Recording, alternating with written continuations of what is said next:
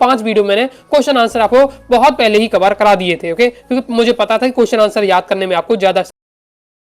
बहुत सारे विद्यार्थी कह रहे थे कि भैया मैं पहले नहीं पढ़ पाया हूँ, ओके, अब कम समय रह गया है और क्वेश्चन आंसर मुझे क्या है तैयार नहीं हो रहे। ओके, जो मैंने क्वेश्चन बताए वो प्योर सिलेक्टेड क्वेश्चन बताए थे। ओके, लेकिन वो भी अब याद नहीं हो रहे हैं, तो आप क्या है और कम सिलेक्टेड क्वेश्चन और कम सिलेक्टेड बता दीजिए, जो 10 से 15 घंटे रह गए हैं उतने मैं उन्हें अच्छे से तैयार कर लूँ और एग्जाम में 200 अच्छा स्कोर कर सकूँ। ये बहुत सारे विद्यार्थी कह रहे थे। तो इस वीडियो में मैं आपको लेकर आ चुका हूँ टॉप 50 प्लस क्वेश्चन आंसर हम देखने वाले हैं, और तीनों सेक्शन के। ओके, फ्लेमिंगो के पोर्स, फ्लेमिंगो की पोएट्री और विस्टार, तीनों सेक्शन से लगभग मैं आपको 50-60 क्वेश्चन बताने वाला हूं, जिन्हें आपको मतलब पढ़ के ही रखना है।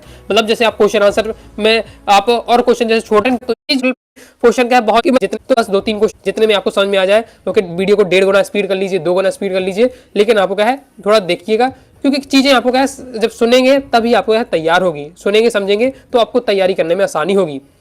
तो पहला हमारा लेसन है फ्लेमिंगो पोर्स, हम सबसे पहले कवर कर रहे हैं, फिर पोएट्री, फिर विस्टार से लास्ट लेसन। इसमें हम बात करें तो टोटल देखिए मेरे अनुसार 6 यहाँ बहुत ज़्यादा इंपॉर्टेंट क्वेश्चन रहते हैं, लेकिन अभी हम बात करें कि आप बस 2-3 क्वेश्चन बता दीजिए जो पढ़ना चाहिए। तो पहला वाला क्वेश्चन आपको पढ़ना है कि what was the French expected to prepare with for school that day. French कुछ दिन कौन सा लेसन पढ़ना था? आंसर हो जाएगा केवल पार्टिसिपल्स का लेसन पढ़ना था। ओके, तो आंसर केवल माइंड में रखना है पार्टिसिपल से, बाकी क्वेश्चन से ही पूरा लिखा गया है। ओके, नेक्स्ट दूसरा वाला छोड़ देना है क्योंकि 25 में आ चुका है तो हाई चांस नहीं है इसके आने के। तो पहला वाला पढ़ना है, दूसरा ये छोड़ दिए। तीसरा आपको पढ़ना है what had been put up on the bulletin board. Bulletin board या नोटिस बोर्ड में क्या लिखा हुआ था? तो सिंपल है, तो an order from Berlin was put up on the bulletin board. जो बर्लिन से आदेश आया था वो बुलेटिन बोर्ड में लगा हुआ था। It said that only German will be taught in the school of Alsace and Lauren.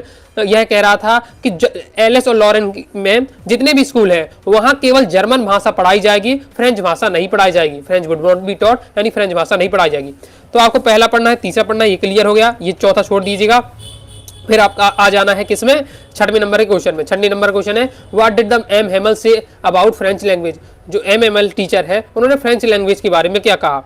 तो उन्होंने कहा कि he called French language the most beautiful language in the world. विश्व की सबसे सुंदर भाषा है जो फ्रेंच भाषा है।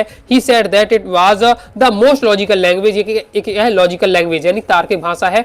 2 नंबर में पूछे तो 2 लाइन बस बता देना, आपको नंबर मिल जाएंगे। लॉन्ग में भी आ जाता है ये 3 नंबर में, तो फिर आपको 1-2 लाइन और लिखना पड़ेगा।